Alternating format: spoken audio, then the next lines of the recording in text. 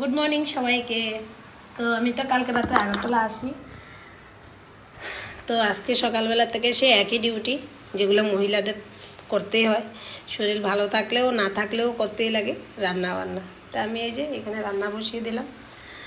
এই যে আজকে সকাল সকালে রান্নাটা বসালাম, কেন একটু পরে ওর বাবার সব জিনিসপত্র নিয়ে আসছে, তো তারপরে একটু হেল্পও করতে পারবো, ঘর দরজা আবার গুছানোর একটা ব্যাপার আছে, তো তার জন্য ভাবলাম সকাল সকাল আগে রান্নাটা করে রেখে দিই।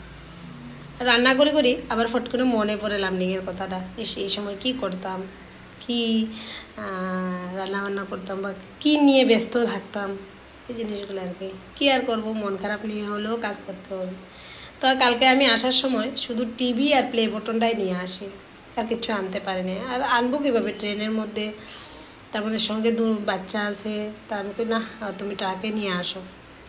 তোর বাবাকে ট্রাকে নিয়ে আসছে, কিন্তু পাহাড় লাইনে নাকি খুব বৃষ্টি হয়েছে রাত্রে। আমার তো এখন টেনশন হচ্ছে সব জিনিসপত্র কি ভিজেই গেল নাকি তিরপাল দিয়েছে, তারপরেও জানি না। আসলে লামডিংয়ে 14 বছর থাকা, তো সবার এত ভালোবাসা, আমার পাড়ার, আমার কলোনির, তো এত সকাল কি ভুলতে পারবো বলুন? সকাল তো ভুলতে পারবো না, কিছুদিন টাইম লাগবে অ্যাডজাস্ট করতে নিজেকে, এই আর